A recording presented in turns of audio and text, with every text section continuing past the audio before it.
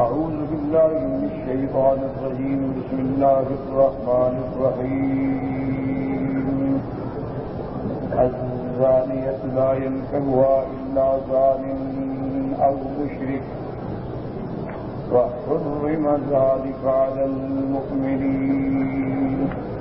الزاني لا ينكح إلا زانية أو مشركة والزانية لا ينكحها إلا زان أو مشرك وحرم ذلك على المؤمنين. قال المؤلف والمحدث أبي عيسى فصل ابن كثير رحمه الله تعالى في كتابه وكلامه إلى أن قال: وقد رواه النسائي أيضا وأبو داود عن الحسين بن حريث قال أخبرنا الفضل بن موسى قال أخبرنا الحسين بن واقد عن عمارة بن أبي حفصة عن إكرمة عن ابن عباس رضي الله تعالى عنهما عن النبي صلى الله عليه وسلم فذكره وهذا الإسناد جيد. وقد اختلف الناس في هذا الحديث ما بين مضاعف له كما تقدم عن النسائي ومنكر كما قال الإمام أحمد هو حديث منكر.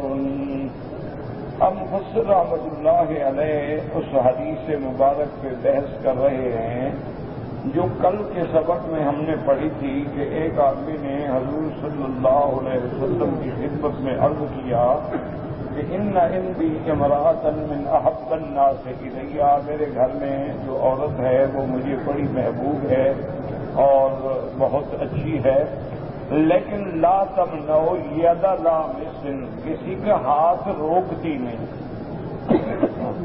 تو اس حدیث پر بحث میں حضرت امام نسائی نے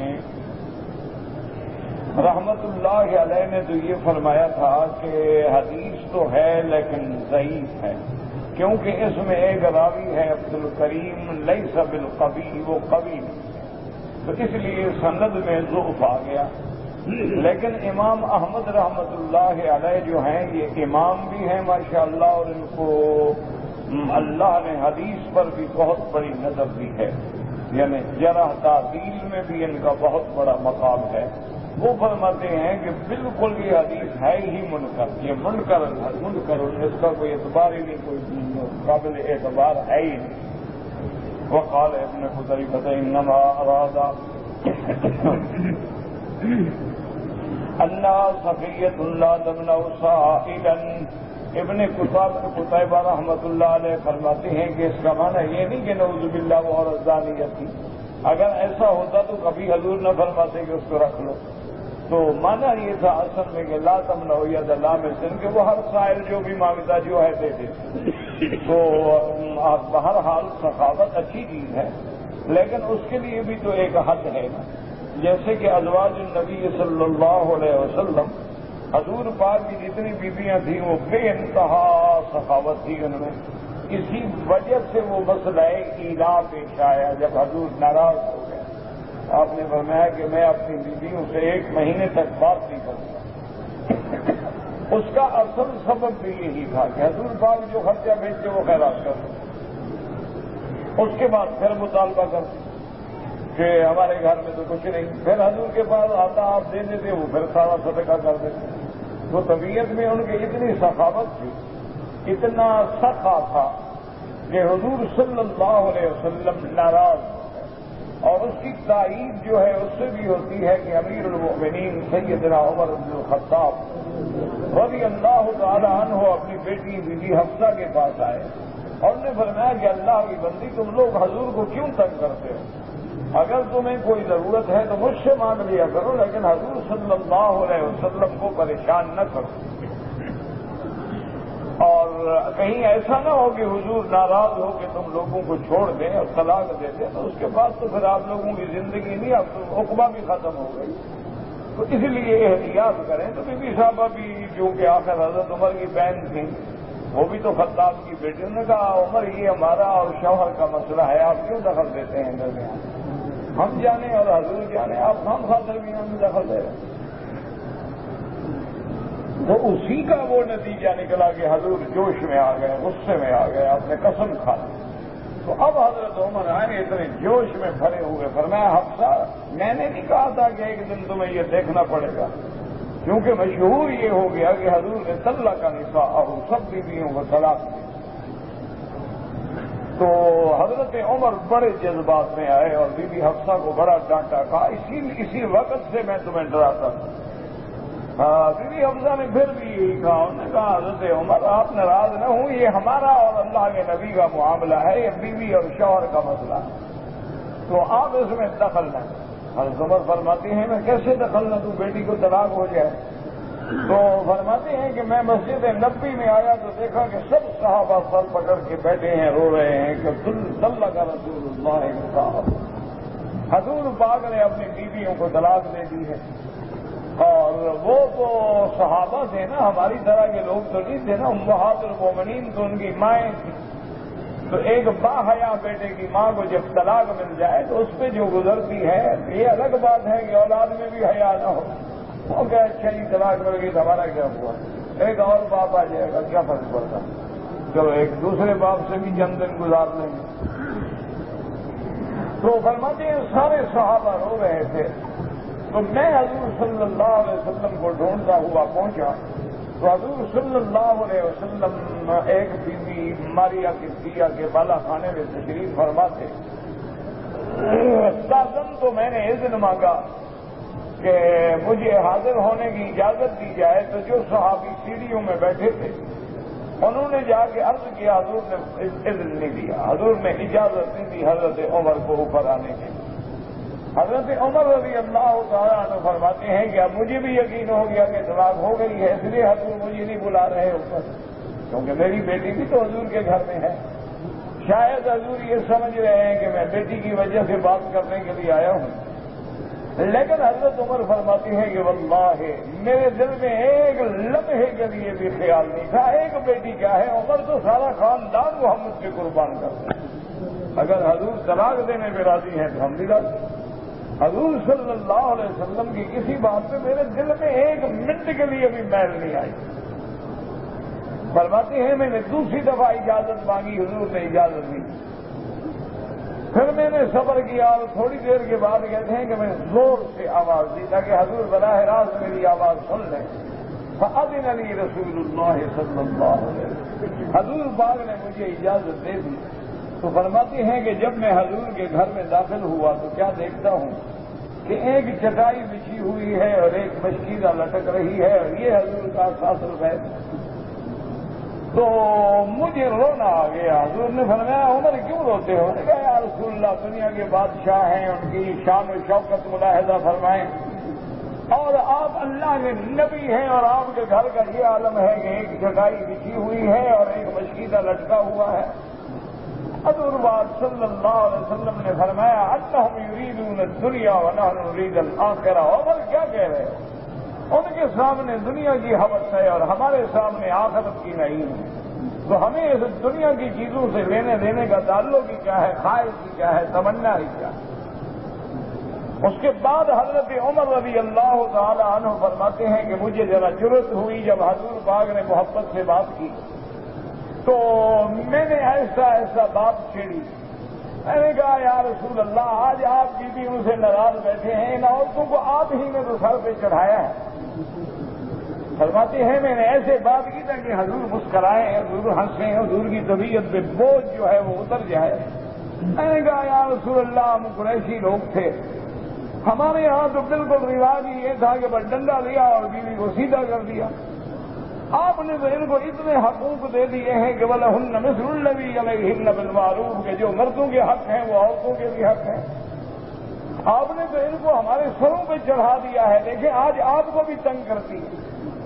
حضور صلی اللہ علیہ وسلم مسکرائے، آپ نے فرمایا عمر اللہ پاک نے مجھے رحمت بنا کے بھیجا ہے، اللہ تبارک و تعالیٰ نے مجھے رحمت بنا کے نہیں بھیجا، وہ اس کو رحمت اللہ نے مجھے سارے عالم کے لیے رحمت بنا کے بھیجا ہے۔ میں تو انسانوں نہیں حیوانوں کے حقوق کا بھی علم بردار ہوں، یہ تو عورتیں ہیں، ان کا تو حق ہے، اور یہی عورتیں ہیں جن سے تمہارا نسب چلتا ہے، یہی عورتیں ہیں جن سے تمہارے خاندان کی عزت و عفت و عصمت قائم رہتی ہے، اور یہی عورتیں ہیں جو تمہاری داخلی حیات کی ذمہ دار ہیں، اور یہی عورتیں ہیں جنہوں نے میری داخلی زندگی کو پورے عالم تک پہنچایا ہے، تو ان سے سختی کا کیا معنی ہے؟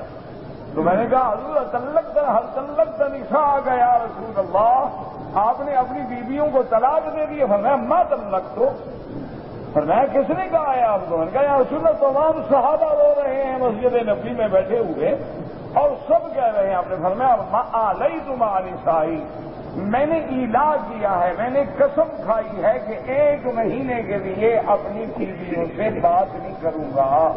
اس کو اسلام میں کہتے ہیں ایلا، کہ اگر کوئی شوہر قسم کھا لے کہ 1 مہینے تک میں اپنی بیویوں سے بات جو ہے وہ نہیں کروں گا، تو آواز تو یا بیٹھ جائیں تو یا کہ بیٹھ جائیں یا کھڑے تو نہ رہیں آپ صاحب فرمائے.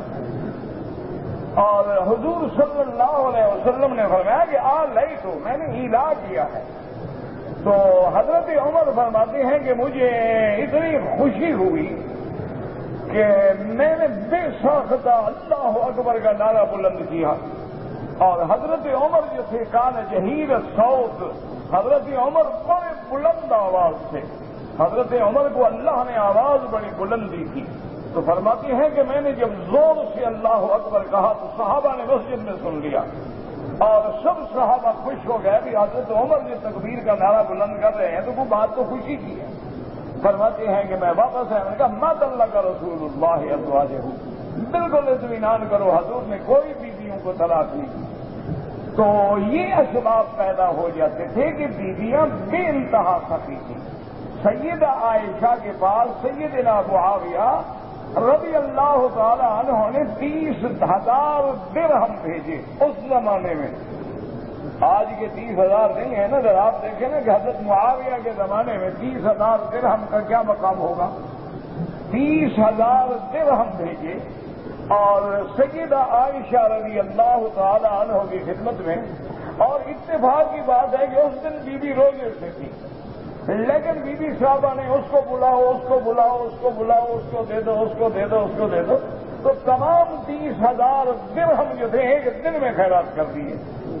اور شام کو جب افطار کا وقت آیا تو بی بی صاحبہ کی خادمہ نے سوکھی روٹی اور اس کے بعد جو ہے جناب وہ سرکہ رکھا اور ساتھ یہ کہا کہ یا امہات المؤمنین، اے ہماری اماں اگر آپ ہمیں بھی کچھ 10 درہم دے دیتی تو ہم 2 دن تو اچھا کھانا پکا سکتے، 2 دن تو گھر میں اچھا کھانا ہو جاتا. تو بی بی عائشہ نے فرمایا ہلا ذکرتنی، کاش تم نے مجھے یاد دلایا ہوتا تو میں دے دیتا، میں دے دیتی، لیکن تم نے یاد نہیں کیا، مجھے تو فکر ہی نہیں ہے کہ گھر میں کچھ ہے کہ نہیں. تو یہ عالم ہوتا تھا سخاوت کا. اسی لیے بعض علماء نے فرمایا کہ لا ترد ید لامس، کہ وہ عورت کسی کے ہاتھ کو منع نہیں کرتی تھی، مانا انہا سخیۃ، کہ وہ سخی تھی اور جو مانگا جو گھر میں ہے اٹھا کے دے دیا. اب یہ بھی شریعت میں نہیں ہے کہ بیوی بغیر خاوند کی اجازت کے سارا گھر اٹھا دے، سارے گھر کی خیرات کر دے. تو حضور صلی اللہ علیہ وسلم جب 1 مہینہ گزرا اور اللہ تبارک و تعالیٰ نے قرآن میں وہ آیت مبارک اتاری تو حضور تشریف لے آئے اور اول ما دخل فی بیت عائشہ تھا، سب سے پہلے حضور کی بی عائشہ کے گھر میں آئے اور آ کر آپ نے وہ آیت مبارک تلاوت کی اور فرمایا کہ عائشہ اللہ کا قرآن نازل ہوا ہے. یا ایھا النبی قل لازواجک ان کنتن تردن الحیاۃ الدنیا وزینتها فتعالین امتعکن واسرحکن سراحا جمیلا وَإِن كُنتُنَّ تُرِدْنَ اللَّهَ وَرَسُولَهُ وَالدَّارَ الْآخِرَةَ فَإِنَّ اللَّهَ أَعَدَّ لِلْمُحْصَنَاتِ مِنكُنَّ أَجْرًا عَظِيمًا.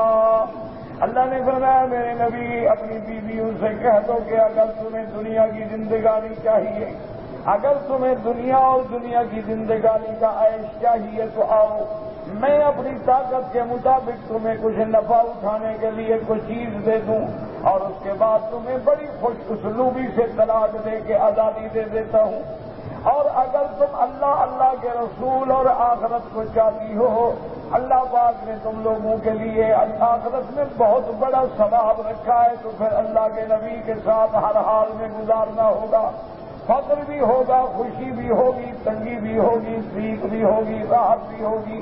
تو حضور صلی اللہ علیہ وسلم نے جب یہ آیت تلاوت کی اور آپ نے فرمایا عائشہ لا تعجلی فی الجواب، جواب دینے میں جلدی نہ کرنا، حتی سستا سری ابوا کے اپنے ماں باپ سے مشورہ کر کے جواب دینا، کیا تم دنیا چاہتی ہو اور مجھ سے طلاق چاہتی ہو یا آخرت چاہتی ہو، لیکن سوچ سمجھ کر جواب دینا۔ بی بی عائشہ رضی اللہ تعالیٰ عنہ صدیقہ بنت صدیق زوجہ حبیب محمد مصطفیٰ المبرأۃ من السماء رضی اللہ تعالیٰ عنہ، آپ نے کیا جواب دیا؟ آپ نے فرمایا حضور پہلے تو میرے ایک سوال کا جواب دیں، آپ نے قسم کھائی تھی 1 مہینے کی اور آج 29 دن ہوئے ہیں، آپ نے قسم کیوں توڑی نبی ہو کر؟ اللہ اکبر، یہ بیویاں تھی نا، شوہر محمد مصطفیٰ تھا تو زوجہ بھی تو عائشہ تھی۔ اللہ کی شان دیکھیں کہاں، اور دیکھیں اس کے اندر اشارہ بھی ہے کہ فراق رسول میں بی بی عائشہ ایک ایک دن گن رہی ہے، اس کو پتا ہے کہ 29 دن ہوئے ہیں، اگر کوئی غافل ہوئی ہو کیا پتا 29 ہوئے ہیں کہ 30 ہوئے ہیں، من ہے ایک ایک لمحے کا خیال ہے۔ لیکن حضور پاک نے فرمایا عائشہ شاید تمہیں پتہ نہیں ہے، آپ نے سمجھا الشہر ہاکذا ہاکذا ہاکذا، اور فرمایا الشہر ہاکذا ہاکذا ہاکذا، کبھی مہینہ 30 کا ہوتا ہے اور کبھی مہینہ 29 کا ہوتا ہے، میری قسم بھی صحیح ہے اور اللہ کا نبی کبھی بات غلط نہیں کرتے، یہ مہینہ 29 کا ہے صلی اللہ علیہ وسلم۔ میرے خیال میں تو اللہ کو بھی تو اپنے حبیب کا ناز پیارا ہوگا، مہینہ 29 کا کرنے چاہے کیا مشکل ہے؟ اللہ نے یقلب اللیل تقلب اللیل والنہار کس کے ہاتھ؟ اللہ کے ہاتھ۔ یہ بھی تو اس کا نظام ہے نا کہ جب میرا مدنی حج پہ آئے تو جمعہ کا دن ہو، تو کوئی حکمت تو ہے کہ جمعہ کا دن بھی افضل، محمد بھی افضل الانبیاء کا افضل دن میں حج ہو، تاکہ میرے محبوب کے لیے 2 عیدیں ہو جائیں، ایک حج کی عید ہو اور ایک جمعہ کی عید۔ اس لیے بی بی نے جب پہلے سوال کا جواب پا لیا تو اس نے کہا یا رسول اللہ افیا استشار ابوایا، آپ جو فرماتے ہیں کہ میں ماں باپ سے مشورہ کروں، آپ کے بارے میں بھی ضرورت ہے کہ میں ماں باپ سے پوچھیں۔ انی اخترت اللہ ورسولہ، یا رسول اللہ مجھے اللہ کا رسول قبول ہے، مجھے دنیا نہیں چاہیے۔ حضور بڑے خوش ہوئے، لیکن بی بی عائشہ نے کہا آپ دیکھیں نا وہ جو فطرت ہے انسانی وہ تو آتی ہے، آدمی لاکھ اونچے مراتب پہ پہنچ جائے انسان تو ہے، انسانیت سے تو نہیں تبدیل ہو سکتا، فطرت انسانی اب غالب آئی۔ تو بی بی عائشہ نے کہا یا رسول اللہ اچھا اب ایک میرا بھی سوال ہے۔ حضور نے فرمایا کیا؟ فرمایا آپ تو ساری بیویوں سے پوچھیں گے نا، ان کو میرا جواب نہ بتانا۔ یہاں وہ حیرت آ گئی نا سوکن والی کہ شاید کوئی بیوی چلو بھول جائے تو ایک بیوی تو کم ہوگی نا،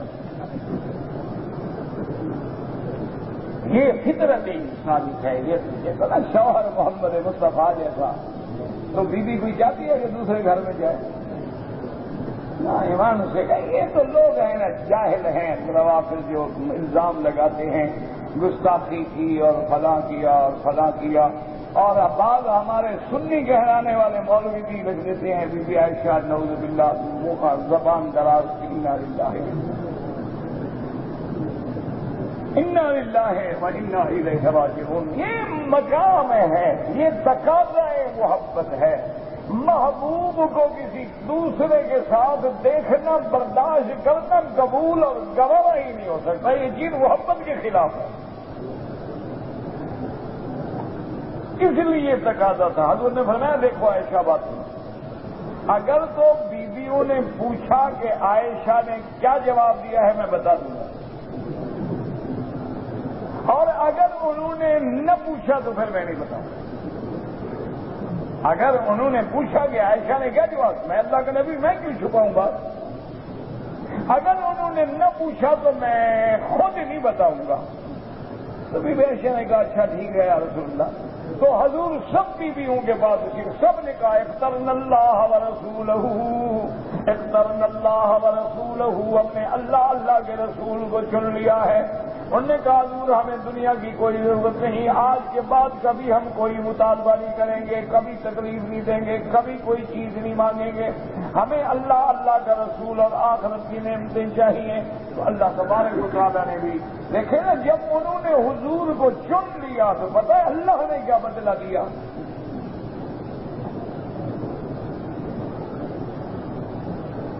جب انہوں نے میرے مدنی کو چن لیا، جو مدنی کو چن لو خدا بدلہ تو دیتا ہے. دعا کرو اللہ ہمیں بھی حضور کے کھاتے میں ڈال دو.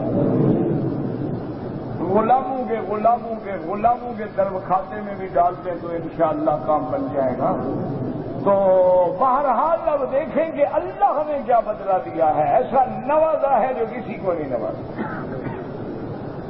اب دیکھیں نا جی، مثلاً امتی ہے، آپ کو ہر مسلمان کو کتنا 4 شادیاں کرنے کی اجازت ہے. یاد رکھا کرو یہ اجازت ہے، حکم نہیں. مسئلہ سمجھا کرو. 4 شادیاں کرنے کی اجازت ہے، حکم نہیں کہ 4 کرو. یہ حکم نہیں، اجازت ہے. اور وہ بھی مشروط اجازت ہے کہ اگر تم عدل کر سکو، اگر تمہارے پاس اتنی طاقت ہے، نفقہ خرچہ، صحت، قوت، طاقت، سب بہرحال. تو اب اچھا، اب ایک آدمی کی 4 بیویاں ہیں، ایک بیوی کو طلاق دے دی تو اب چوتھی اور اس کے بدلے میں کر سکتا ہے نہیں کر سکتا؟ اچھا 2 کو طلاق دے دی پھر اور 2 رکھ سکتا ہے نہیں رکھ سکتا؟ لیکن اللہ نے فرمایا میرا مدنی، تیری بیویوں نے تجھے چن لیا ہے نا، تو ہم نے بھی ان کو چن لیا. اگر انہوں نے تجھے چن لیا ہے تو میں نے بھی ان کو تیرے لیے چن لیا ہے. فلا تحل لہ من بعد، اب ان کے بعد آپ کو نکاح کی اجازت ہی نہیں. اللہ کے نبی کے لیے بین لگ گیا، امت کے لیے بین نہیں ہے، اللہ کے نبی کے لیے. یا محمد، اب آپ کی بیویاں جو ہیں بس یہی بیوی ہے. اب آپ چاہیں کہ ان کو طلاق دے کے میں اور شادی کر لوں. وَلَوْ أَعْجَبَكَ حُسْنُهُنَّ، اگر اور کوئی حسین جمیل بھی کیوں نہ آ جائے، اب ان کے بدلے میں اب اور نہیں رکھ سکتے. اور اسی لیے قرآن نے کہا عَسَىٰ رَبُّهُ إِن طَلَّقَكُنَّ أَن يُبْدِلَهُ أَزْوَاجًا خَيْرًا مِّنكُنَّ مُسْلِمَاتٍ قَانِتَاتٍ تَائِبَاتٍ عَابِدَاتٍ سَائِحَاتٍ طیبات و ابکارا. اور یہ بھی موافقات عمر میں ہے. حضرت عمر نے اپنی بیٹی سے کہا تھا، بی بی حفصہ سے، بی بی عائشہ سے، فرمایا تم ایسی باتیں نہ کرو، ایسا نہ ہو کہ اللہ کے نبی تم کو طلاق دے دیں. اللہ نے قرآن اتارا کہ عَسَىٰ رَبُّهُ، اگر میرا اللہ چاہے اور ایسا ہو جائے کہ اللہ کا نبی تم کو طلاق دے دے، ان تو ہم اس بات پہ قادر ہیں کہ اور بیویاں عطا فرما دیں. ازواجن خیرا منکن، تم سے بھی بہتر، تائبات عابدات سائحات. اللہ نے فرمایا ایسی بیویاں ہم محمد مصطفیٰ کو دے دیں. ازواجن خیرا منکن مسلمات مؤمنات قانتات تائبات عابدات سائحات طیبات و ابکارا، جو صحیح اسلام والی، صحیح ایمان والی، اللہ کی عبادت کرنے والیاں، اللہ کے دروازے پہ توبہ کرنے والیاں، اللہ کے دروازے پہ روزہ رکھنے والیاں، اللہ کے ذکر کرنے والیاں عورتیں جو ہیں ہم نبی کو دے دیں. بیوہ بھی چاہیں تو دے دیں، کنواری بھی چاہیں تو دے دیں. لیکن علماء نے فرمایا یاد رکھو کہ اللہ نے جب حکم دے دیا کہ اب ان بیویوں کے بعد آپ کوئی بیوی اور نکاح نہیں کر سکتے، معلوم یہ ہوا کہ ان سے بہتر اللہ نے پیدا ہی نہیں کی، اور بہتر ہوتی تو اللہ دے دیتے۔ اللہ نے فرمایا خیرا منکن ان یبدلہ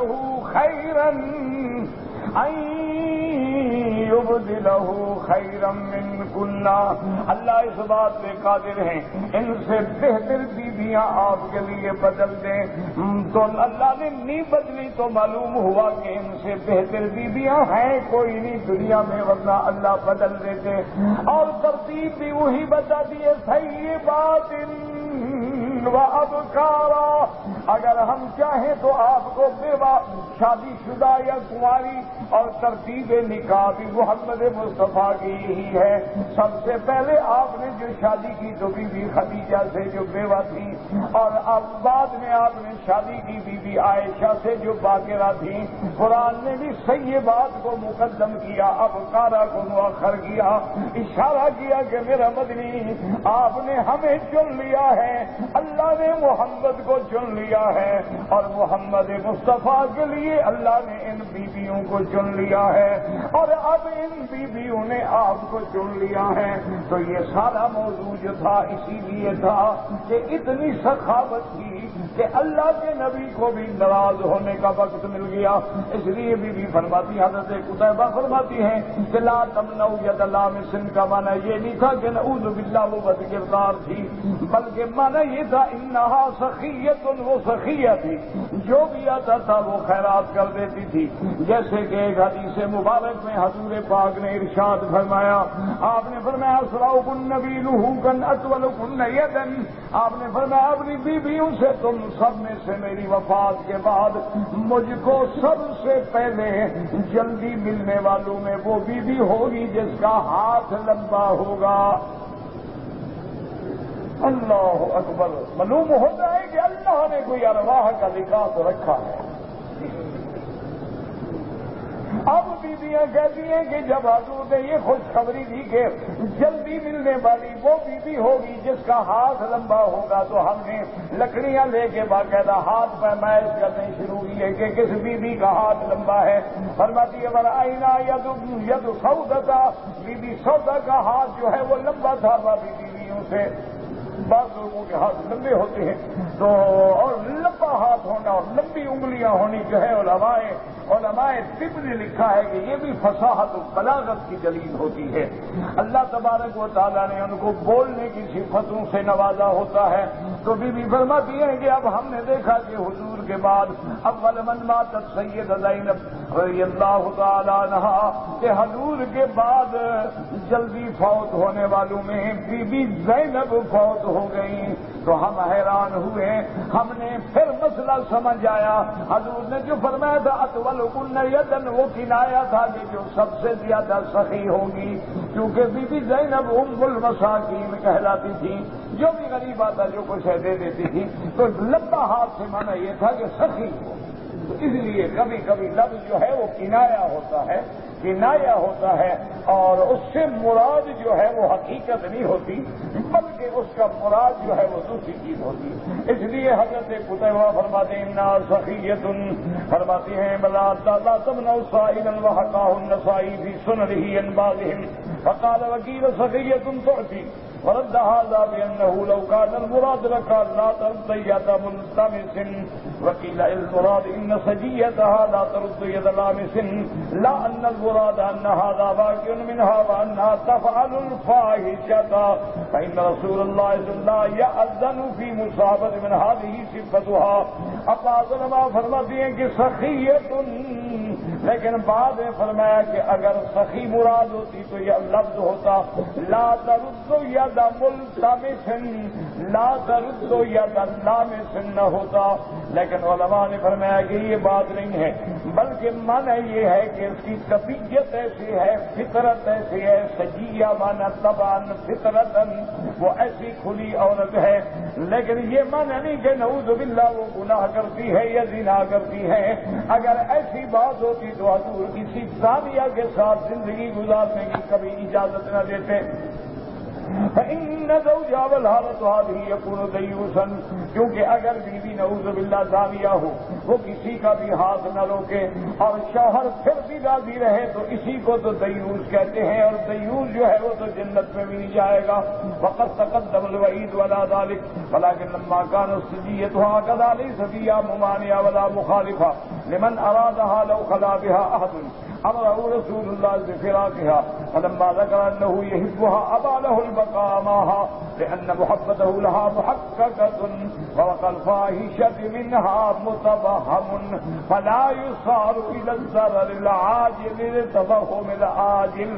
اب مفسر رحمۃ اللہ علیہ فرماتے ہیں کہ بعض عورتوں کی طبیعت ایسی ہوتی ہے، لیکن اس کا معنی یہ تھا کہ جب حضور نے دیکھا، آپ نے فرمایا لکھا طلاق دے دو، اس نے کہا حضور میں اپنی بیوی سے محبت کرتا ہوں، اس کے بغیر میرا رہنا مشکل ہے۔ آپ نے فرمایا پھر اپنی محبت کے ساتھ استمتاع کرو، نفع اٹھاؤ، کیوں کہ تمہاری محبت تو یقینی ہے، تمہاری بیوی یقینی ہے، گناہ کا تو وہم ہے۔ اب وہم کے پیش نظر تم پھر اپنے آپ کو ظاہر نہ کرو بلکہ اپنے آپ کو قابو میں رکھو۔ قالوا فأما إذا حصلت توبة فإن، اب بعض علماء فرماتے ہیں کہ اگر ایک عورت زانیہ ہے، طوائف ہے، گناہگار ہے، یہ طوائف کا جو پیشہ ہے نا یہ بھی بہت پرانا ہے، وہ اللہ تبارک و تعالیٰ معاف فرمائے۔ بعض علماء نے لکھا ہے نا حابیل قابیل کی جنگ کس پہ ہوئی، اسی پہ تو ہوئی، اور حضرت نوح علیہ السلام کے زمانے میں بھی، حضور کے زمانے میں مکے میں بھی نعوذ باللہ طوائفیں تھیں اور وہ اپنے گھروں پہ جھنڈا لگا کر رکھتی تھی۔ اناج اسی طرح تھی نا جس کے لیے مرسد نے اجازت مانگی تھی نکاح کرنے، حضرت فرمایا کہ مت نکاح کرو، کیونکہ جو عورت ایسی ہو شریف آدمی اس سے نکاح نہیں کر سکتا۔ ہاں اب یہ ہے کہ اگر وہ عورت گناہوں سے توبہ کر لے تو پھر نکاح کرنا جائز ہے، کیونکہ التائب من الذنب کمن لا ذنب لہ، کہ توبہ کرنے کے بعد گناہ معاف ہو جاتی ہے۔ كما قال الإمام أبو محمد بن أبي حاتم رحمه الله حدثنا أبو سعيد الأشج قال حدثنا أبو خالد بن أبي ذئب قال سمعت شعبة مولى ابن عباس رضي الله عنه قال سمعت ابن عباس وسأله رجل فقال إني كنت ألم بامرأة آتي منها ما حرم الله عز وجل عليه، فرزق الله عز وجل من ذلك توبة فأردت أن أتزوجها، فقال أناس إن الزاني لا ينكح إلا زانية أو مشركة، فقال ابن عباس ليس هذا في هذا أنكحها، فما كان من إثم فعلي، فقد ادعى طائف آخر من العلماء أن هذه الآية منسوخة۔ اب مفسر رحمۃ اللہ علیہ فرماتی ہیں حضرت ابن عباس کے پاس ایک آدمی آیا، اس نے کہا کہ حضرت میرا ایک عورت سے تعلق تھا اور تعلق بھی ناجائز تھا، یعنی زنا کا تعلق تھا نعوذ باللہ، فرزق اللہ عز وجل من ذلک توبۃ، اب اللہ کا شکر ہے میں نے بھی توبہ کر لی گناہوں سے، اس عورت نے بھی گناہوں سے توبہ کر لی ہے۔ فأردت أن أتزوجها، میں چاہتا ہوں کہ اس عورت سے نکاح کر لوں، شادی کر لوں۔ لوگوں نے کہا کیا کر رہے ہیں اللہ کا مجھے، تمہیں تو پتا ہے کہ وہ زانیہ ہے، پہلے تم سے خود زنا کرتی رہی، تو زانیہ سے نکاح کرنا جو ہے اسلام میں حرام ہے۔ حضرت ابن عباس کو جب پتہ چلا آپ نے فرمایا خدا کے بندے ایسی بات نہ کرو، آپ نے فرمایا ان کے آج جاؤ نکاح کر لو، فما کان من اثم فعلی، اگر اس نکاح کرنے میں تم پہ کوئی گناہ ہے تو میں قیامت میں برداشت کروں گا۔ مانا یہ ہے کہ جب توبہ کر لی تو بات ختم ہو گئی۔ بڑے بڑے آدمی کفر سے توبہ کرے تو مسلمان ہو جاتا ہے، شرک سے توبہ کرے مسلمان ہو جاتا ہے، تو اگر اس نے توبہ کر لی ہے تو بات ختم ہو گئی گناہوں کی۔ آپ نے فرمایا کہ نکاح کر لو، اور بعض علماء فرماتی ہیں کہ یہ آیت جو ہے منسوخہ ہے۔ قال ابن ابي حاتم حدثنا ابو سعيد الاشج قال حدثنا ابو خالد يحيى بن سعيد سعيد قال عنده الزاني لا ينكح الا زانية او مشركة والزانية لا ينكحها الا زان او مشرك، قال كان يقال نسختها التي بعدها وأنكحوا الأيام منكم، قال كان يقال يا من المسلمين۔ بعض علماء فرماتے ہیں کہ یہ آیت وأنكحوا الأيام نے اس کو منسوخ کر دیا، لیکن اصل بات یہ ہے کہ منسوخ نہیں ہے، اللہ نے زنا کو حرام کیا، مشرکہ عورت سے نکاح کو حرام کیا۔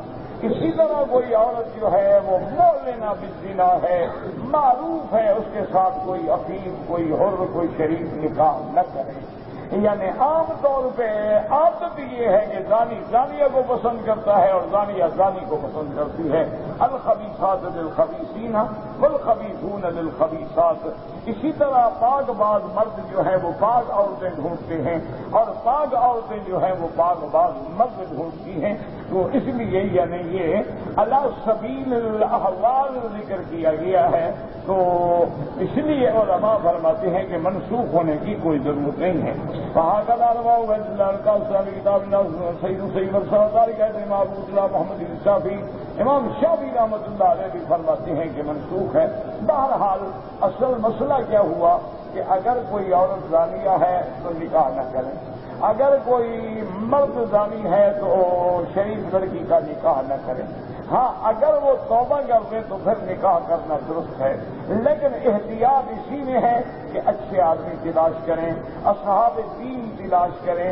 حضور نے جیسے فرمایا اختاروا لنطفکم کہ اپنے نطفے کے لیے ڈھونڈو, تلاش کرو اور اچھی جگہ رشتہ کرو, کیونکہ یہ معاملہ توالد و تناسل ہے, اسی سے نسب چلتا ہے, اسی سے خاندان اور معاشرہ بنتا ہے. تو اگر پہلی دیوار ہی غلط ہوگی تو آگے لازمی بات ہے کہ دیوار ٹیڑھی جائے گی. اللہ پاک آپ کو بھی اور مجھے بھی ہر قسم کے شرور سے محفوظ رکھے. کہتے جی کہ ہم نے سحری اور افطاری کا انتظام کرتے ہیں اپنی فیکٹری میں. فیکٹری میں چونکہ جو لیبر ہے ہمیں پتا ہے کہ وہ غریب ہیں, لیکن بہت سارے لوگ ایسے ہیں جو بے روزہ بھی ہوتے ہیں. بہرحال یہ ہے کہ آپ کا انتظام تو روزے والوں کے لیے ہے. اگر اتنا زیادہ ہے کہ بے روزگار بھی کھا سکتے ہیں تو کھا لیں. اب جیسے سوموار کا روزہ ہے یا جمعرات کا روزہ ہے, یہ نفلی روزے ہیں. ہاں رمضان میں جو بلا عذر روزہ نہ رکھے اس کے لیے ہم کیوں انتظام کریں, وہ تو اللہ کے قرآن کا مخالف. کہتے جی کہ ہم نے سنا ہے کہ حضرت امام حسن رضی اللہ تعالی عنہ روز شادی کرتے تھے اور ایک رات گزار کے چھوڑ دیتے تھے. گزارش یہ ہے میرے عزیز, سب سے پہلی بات تو یہ یاد رکھو کہ یہ ساری باتیں روایات تاریخیہ میں ہیں اور تاریخی روایتوں کا اعتبار نہیں ہوگا. رتب بھی ہوتی ہیں یا بس بھی ہوتی ہیں, ہر قسم کی روایتیں آ جاتی ہیں. ایک دوسری بات یہ ہے, خدا کی شان یہ ہے کہ ہمارے یہ جو روافض حضرات ہیں اللہ انہیں بھی ہدایت دے, اللہ ہمیں بھی ہدایت دے. ان کو خدا کی شان ہے جتنا حضرت حسین سے عقیدت و محبت ہے نا حضرت حسین سے, اتنا وہ بھی ناراض ہیں. کیوں وہ کہتے ہیں حضرت معاویہ سے صلح کیوں کر لی؟ تو حتیٰ کہ نعوذ باللہ وہ اپنی کتابوں میں لکھتے ہیں کہ مسبد وجوہ المسلمین, حضرت حسن جو ہے مسلمانوں کے چہرے پہ کالک ملنے والے ہیں کہ انہوں نے حضرت معاویہ سے صلح کیوں کی. اگر حضرت حسن کا صلح کرنا غلط ہے تو پھر قرآن کے بارے میں کیا کہیں گے کہ فصلح خیر, کہ صلح بہتر چیز ہے. اسی طرح قرآن کہتا ہے کہ بھی اگر کوئی پارٹی جماعت میں جھگڑا ہو جائے تو صلح کی کوشش کرو. تو ایک قرآن کا حکم ہے. تو پھر حضرت حسن نے قرآن پہ عمل کیا تو نعوذ باللہ اعتراض کرنے والا غلط ہے, حضرت حسن تو غلط نہیں ہے. ایک دوسری بات یہ ہے کہ اگر حضرت حسن کے صلح و معاویہ پہ اعتراض ہے تو یہ اعتراض براہ راست حضرت محمد مصطفیٰ پہ ہے. حضور صلی اللہ علیہ وسلم نے اپنے بیٹے حضرت حسن کو دیکھا تو آپ نے فرمایا ان ابنی ھذا سید, یہ میرا بیٹا جو ہے انشاءاللہ سردار ہے. لعل اللہ ان یصلح بہ بین فئتین عظیمتین, فرمایا کہ مجھے امید ہے اور میں پیشگوئی کرتا ہوں کہ میرے اس بیٹے کی وجہ سے اللہ دو بڑی مسلمان جماعتوں میں صلح کروائیں گے. تو یہ خبر دینے والے تو محمد مصطفیٰ ہیں. تو پھر حضرت حسن کی صلح پہ کیا اعتراض ہے؟ لیکن جن پہ یہ ناراض ہو جائے نا, یہ جھوٹی روایتیں بنانے کے بادشاہ, تو اس لیے جھوٹی روایت بنانا تو ان کے آگے ہاتھ باندھ کے کھڑی ہے نا۔ حضرت امیر شریعت عطا اللہ شاہ بخاری رحمۃ اللہ علیہ نے ایک دفعہ بہت بڑے احباب کی اور بڑے بڑے علماء جہاں حضرت جلندری تھے، قاضی احسان تھے، القاض محمود مروٹی رحمۃ اللہ علیہ تھے، اور بڑے بڑے لوگ تھے اس میں۔ تو اس میں ایک ہوتے تھے اپنا مظفر شیعہ تھے، شیعہ لیڈر تھے، لیکن وہ شاہ جی کے ختم نبوت کے مسئلے میں شاہ صاحب کے ساتھ رہے، جیلیں کاٹی اور بڑا وفاداری سے نبھایا، باوجود شیعہ تھا لیکن اس مسئلے میں ساتھ، اور وہ ان کے مذہب کا عالم بھی تھا، لیڈر بھی تھا، خطیب بھی تھا۔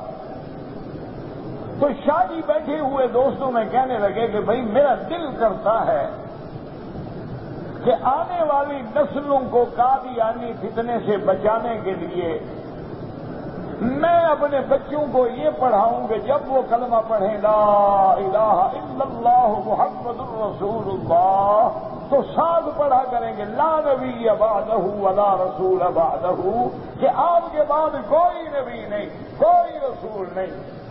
تو فرمایا دل میرا کرتا ہے لیکن میں ڈرتا ہوں کہ مفتی حضرات فتویٰ دے دیں گے کہ دیکھو بخاری نے کلمہ بڑھا دیا، اس لیے میں فتویٰ تو نہیں دیتا، میں کہتا ہوں، لیکن دل میرا بڑا کرتا ہے تاکہ ہمارے بچے جو ہیں پیدا ہونے سے سمجھ لیں کہ محمد مصطفیٰ خاتم النبیین ہے اور آپ کے بعد کوئی نبی نہیں ہوگا۔ لیکن میں مولویوں سے ڈرتا ہوں، فتویٰ دے دیں گے کہ دیکھو شاہ صاحب نے تو کلمہ لمبا کر دیا۔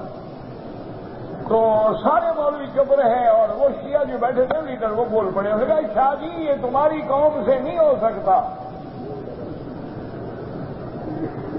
اس نے کہا شاہ جی یہ تمہاری قوم سنیوں سے یہ کام نہیں ہو سکتا، ہم پلنگوں کے ذمہ لگاؤ، پہلے بھی تو ہم نے کلمہ بڑھایا ہوا اتنا ٹکڑا اور صحیح۔ اس نے کہا پہلے بھی تو ہم نے اذان بڑھائی ہوئی ہے، کلمہ بڑھایا ہوا ہے، تو اگر ہم لا نبی بعدہ ولا رسول بعدہ ایک ٹکڑا اور بڑھا دیں گے تو کیا فرق پڑ جائے گا؟ ہم تو عادی ہیں، تمہارے مولوی نہیں کرتے، یہ تو اسی میں پابند رہیں گے جو حدیث سے ثابت ہے یا قرآن سے ثابت ہے، یہ تو ایک لفظ آگے پیچھے جانا نہیں چاہتے۔ تو خیر بات کی بات ختم ہو گئی۔ تو اس لیے عرض یہ ہے کہ یہ روایتیں بنانے کے بادشاہ ہیں، اور ایسی روایتیں بنائیں گے نا جی، ایسی روایتیں بنائیں گے کہ آپ جناب مثلاً ایک حدیث ہے اس میں 10 سطریں ہیں، آپ اس میں ایک جملہ درمیان میں ڈال دیں گے۔ اب بڑے سے بڑا عالم بھی حیران ہو جاتا ہے، آگے پیچھے حدیث تو ٹھیک ہے، اب ایک جملے میں ساری عبارت بدل دی۔ وہ مثل مشہور ہے نا کہ ایک آدمی گیا گواہی دینے کے لیے، اس نے طے کیا تھا کہ گواہی میں تمہارے حق میں دوں گا لیکن 500 روپے لوں گا۔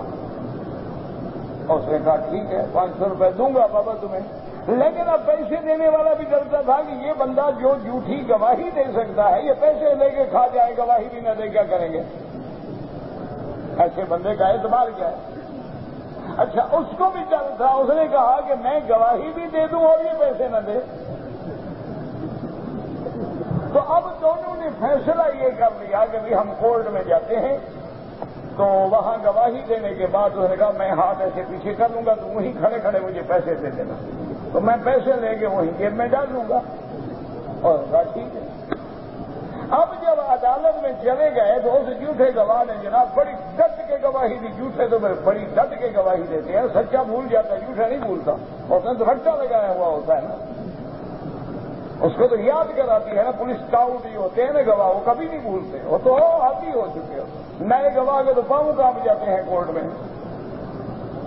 تو وہ جناب جب گواہی ختم ہوئی تو اس نے ہاتھ پیچھے کیا، اس نے سوچا میرا کام تو ہو گیا ہے، گواہی تو اب یہ کورٹ میں دے چکا ہے، جج لکھ چکا ہے، اب کیا کرے گا؟ اس نے کہا نہیں ہے، ذرا کیا نہیں ہے۔ اب وہ سمجھ گیا کہ بھائی گواہی بھی میں نے دے دی، پیسے بھی یہ پی گیا، تو اس نے کہا اچھا دکھا دیو گواہی۔ جب مجسٹریٹ نے لکھ لی تو اس نے پوچھا اچھا بھائی اور کوئی بات؟ اس نے کہا جناب جتنا اس نے مجھے سکھایا تھا میں نے بتا دیا۔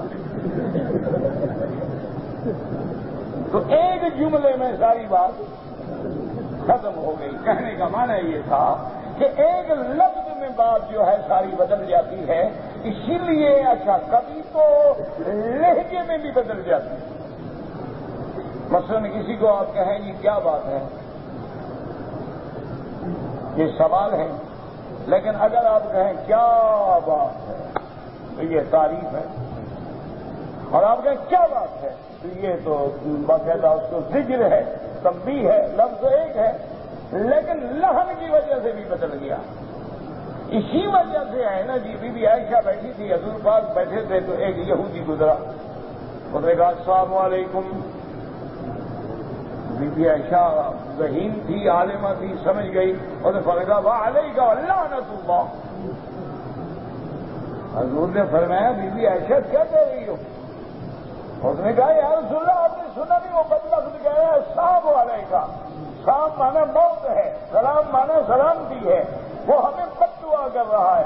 اندر میں تم کہہ دو علیکہ تم پر بس، لیکن آگے گالی دینے کی کیا ضرورت ہے؟ لعنت اللہ کہنے کی کیا ضرورت ہے؟ تم کہہ دو علیکہ، پھر اللہ ہماری سنے گا، اس کی تھوڑی سنے گا ہمارے بارے میں. اللہ ہماری دعائیں سنے گا. تو اس لیے اب ایک لفظ ہے السلام.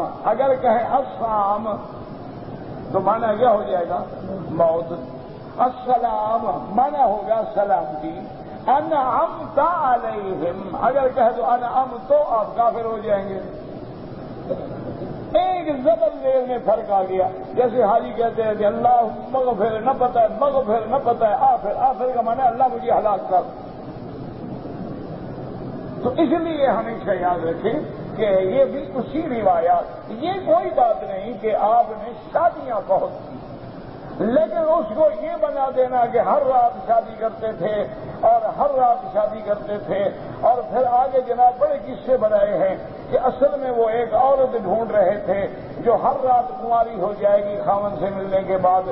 اور پھر ان کو پتہ چلا تو حضرت حسین نے فرمایا کہ وہ عورت میرے گھر میں آ چکی ہے. پھر آپ نے شادیاں. ساری کہانی ہے الگ سے لے کر یہ تک. یہ سارا گھڑنتو ہے. اس میں کوئی شک نہیں کہ آپ نے شادیاں بہت کی ہیں، آپ نے شادیاں زیادہ کی ہیں. تو کثرت سے شادی کرنا تو کوئی منع نہیں ہوتا. اچھا حضرت سلیمان علیہ السلام کی کتنی بیویاں تھیں؟ تو پھر نبی پہ اعتراض کرو گے؟ 100 تو بیوی تھی. اس کے علاوہ جو مملوکہ تھی وہ تو 1000 تھی. ان کی شریعت میں جائز تھا.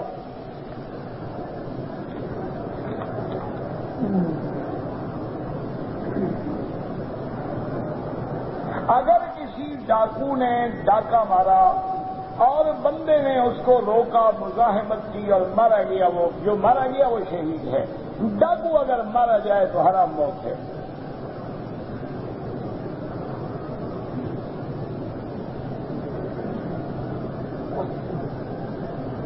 انسان بڑھاپے میں اگر شادی کرتا ہے اس کو اندازہ ہے کہ میں حقوق تو ادا کر سکتا ہوں، لیکن وہ دل کا مریض ہے، یہ پتہ نہیں کہ کب مر جاؤں گا. تو اور کسی نے پٹا لکھوایا ہوا ہے. اللہ کے بندے موت کا تو کسی کو بھی پتہ نہیں نا. اچھا جب دل کے آپ مریض ہو تو ایک اور عذاب کیوں گھر میں ڈال رہے ہو تاکہ جلدی مر جاؤ؟ نہیں، وہ ایک کا صدمہ تھوڑا ہے، اسی نے تو مریض بنا دیا. ایک دوسری لانا چاہتے ہو ماشاء اللہ تاکہ جھٹکا لگے جلدی ختم ہو جان چھوٹے. انا للہ و انا الیہ راجعون.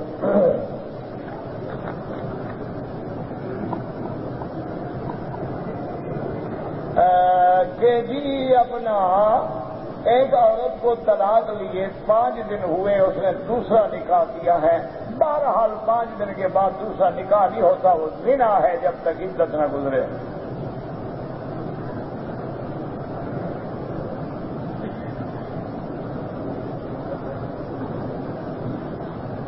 کہتے جی کہ عورتوں کے لیے اردو میں بات رکھیں تو اب میں کوئی انگریزی بول رہا ہوں. اب کوئی علاج ہے ایسا؟ مولوی مفت ہو تو سوال مفت والے ہوتے ہیں. کیا کریں؟ ٹھیک ہے بھائی جتنا ستا سکتے ہو ستاؤ. پھر یہ بھی کہتے ہیں مودی صاحب ناراض ہو جاتے ہیں. اور اللہ کے بندے یہ پوچھنے کی بات ہے، میں اردو نہیں یاد کر رہا، کیا کر رہا ہوں؟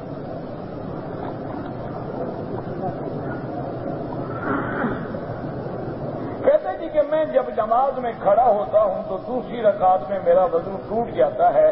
اگر آپ کو بیماری ہے، آپ ہر اذان میں مثلاً عشاء کی اذان ہو گئی، اب آپ نے وضو کر لیا، اب آپ نماز پڑھتے رہیں، ٹوٹتا ہے تو ٹوٹ جائے، کوئی بات نہیں. مغرب کی جو وضو کیا ہے وہ عشاء تک کافی ہے. نفل پڑھیں، سنت پڑھیں، طواف کریں، وضو ٹوٹ گیا آپ کے بس میں تو ہے نہیں، آپ کیا کریں؟ پھر نماز دوسری کا وقت آئے تو نیا وضو کریں.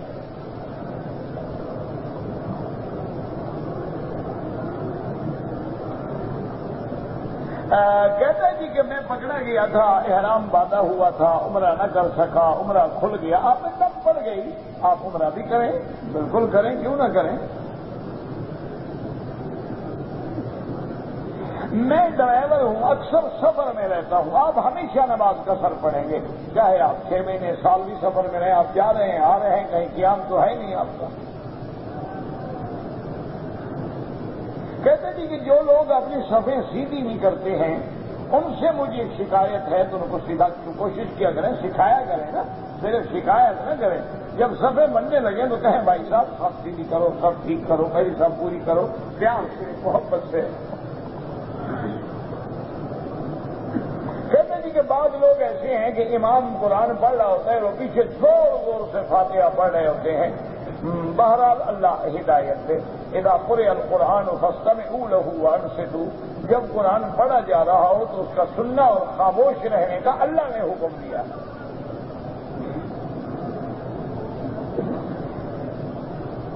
کہتے جی کہ دعاؤں سے مقدر کے فیصلے بدل جاتے ہیں. وہ مقدر میں لکھا ہوتا ہے کہ یہ دعا کرے گا تو ہم بدل دیں گے. اب ایک آدمی ہے وہی سوال لکھ رہا ہے، فارغ بیٹھا ہوا ہے، مولوی صاحب کو تنگ کرو.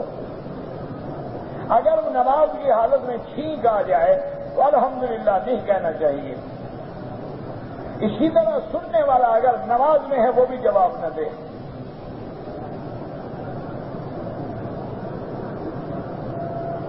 کہتے جی کہ قرآن پاک جو ہے سیڈیز میں یا ٹیپ ریکارڈر میں یا کیسٹ میں ریکارڈ ہے تو اس کیسٹ کا ہم اسی طرح ادب کریں گے جیسے قرآن کا ہے. نہیں، وہ تو ادب نہیں، قرآن کا اپنا ادب ہے، اپنا مقام ہے، لیکن اس کا بھی کریں تو اچھا ہے. آخر اس میں بھی ایک آواز تو ہے نا قرآن، ورنہ اس پر قرآن کا حکم نہیں ہوتا. حتیٰ کہ آپ ٹیپ میں سنے اور آیت آ جائے سجدے کی تو آپ سجدہ نہیں کریں گے، کیونکہ آپ نے کسی بندے سے نہیں سنی اور نہ آپ نے خود تلاوت کی ہے.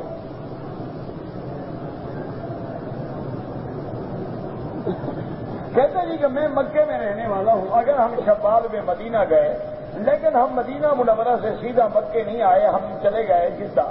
اس جدہ میں رہنے کے بعد پھر ہم مکے آئے، عمرہ نہیں کیا تو ہمارا حج افراد ہوگا. لیکن بہتر یہ ہوتا ہے کہ آپ لوگ جتنا عمرے کریں پہلے کر لیں.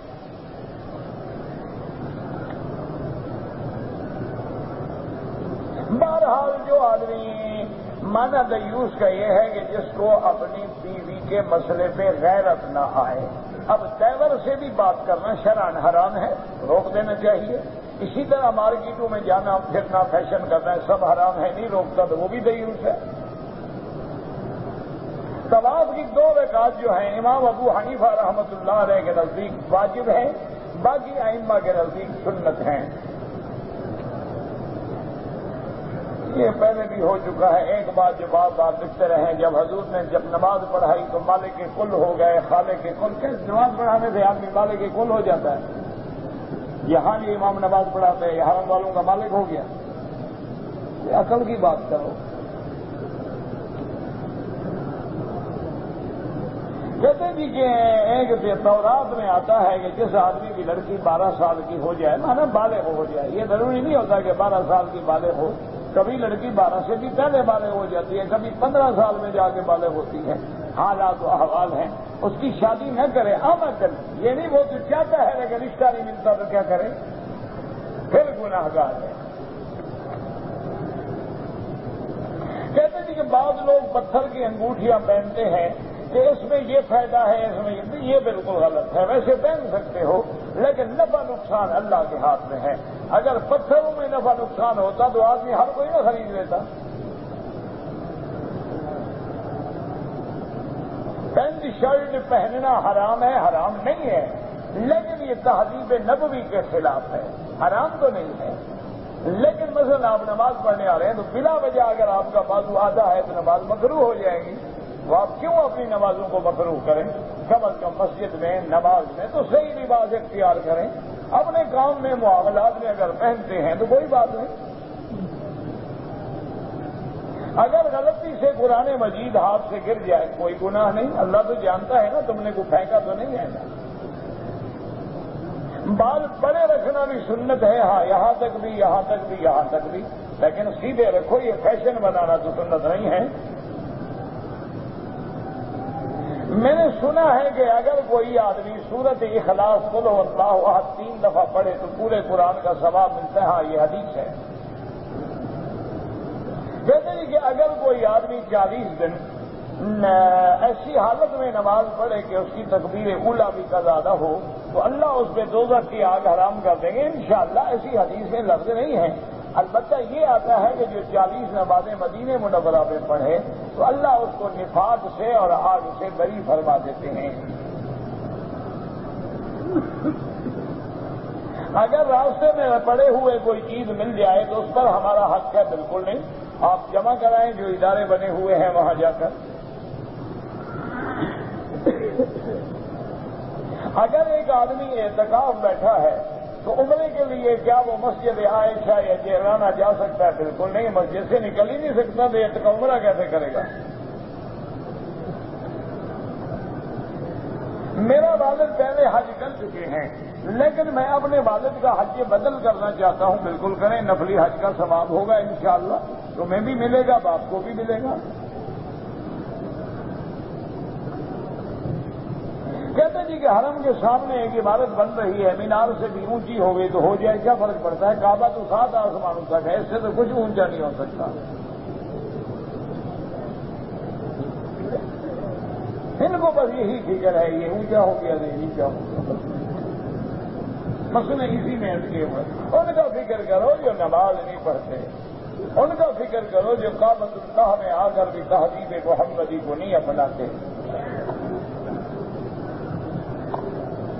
مجھ سے ظہر کی نماز چھوٹ گئی، حرم آیا، عصر کی اذان میں 5 منٹ تھے تو میں نے ظہر کی نماز کی رکعت باندھ لی، ٹھیک ہو گئی نماز آپ کی، کوئی بات نہیں۔ یہاں ویسے بھی عصر کی نماز اول وقت میں اذان ہو جاتی ہے۔ اگر میں طائف اپنی تفریح کے لیے گیا، دوستوں کو ملنے کے لیے گیا، عمرہ نہیں کیا، بہرحال گنجائش ہے، آپ دم سے بچ جائیں گے، لیکن افضل یہ ہے کہ جب بھی جائیں میقات ہے واپسی پہ احرام باندھ کے آئیں۔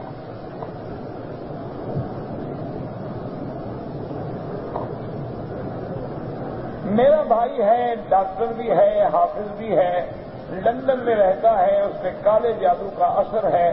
بہرحال مجھے تو کوئی آتا نہیں، نہ مجھے یہ تجربہ ہے، البتہ یہ سنا ہے کہ سورۃ البقرہ کی تلاوت کی جائے، اور سورۃ البقرہ جو ہے وہ ہیڈ فون لگا کے ٹیپ لگا کے کان میں خود سنتا رہے روزانہ تو انشاءاللہ جادو کا اثر ظاہر ہو جائے گا۔ اللہ عالم، ورنہ کسی آدمی سے ملو جو ہے چیزیں جانتا ہو۔ حرم شریف کے دھونے کے لیے جو چیزیں استعمال کی گئیں، کاٹن، کپڑا، روئی، جھاڑو وغیرہ، تو لوگ لڑ کے رہ رہے تھے، بے وقوفی والی بات ہے۔ اگر آپ کو کعبے سے ہدایت نہیں ملی تو جھاڑو سے کیا ہدایت؟ کعبے میں آ کے تم نہیں بدلے ہو تو جھاڑو لے کے بدل جاؤ گے۔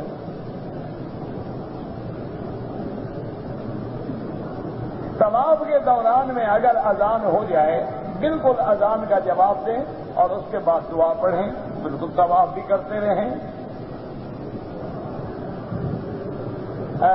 کسی کے والد نے جائیداد میں حلال بھی ہے، رشوت بھی ہے، دادے کی وراثت بھی ہے، تو وارثوں کے لیے کیا حکم ہے؟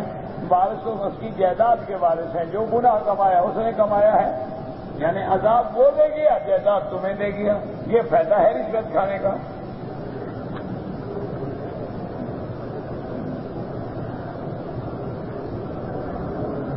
ایک عورت کا میرے ساتھ، ایک جنی عورت ہے، اس کے ساتھ میرا تعارف ہو گیا ہے، وہ جنی عورت مجھ سے شادی کرنا چاہتی ہے، تو کسی جن سے مسئلہ پوچھو، مجھ سے کیوں پوچھتے کر کے دیکھو انشاءاللہ۔ تجربہ ہو جائے گا تو میں پھر مشورہ آتا ہے انسان انسانوں سے کرے، جن جنوں سے کرے۔ وراثت کے بارے میں مفصل بتلائیں، یہ کوئی اتنا سا مسئلہ ہے کہ مفصل بتلا دو، علم میراث ہے۔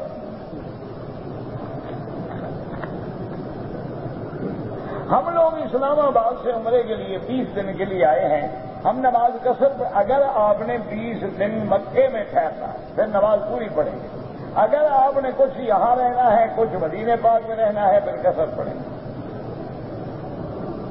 کیا ہے، بالوں کو صرف ہم نے کٹ لگایا ہے تو، اور اس کے بعد بیوی سے بھی ہم مستری کر لی، بال بھی کٹوا دو اور ایک دم بھی ادا کر دو۔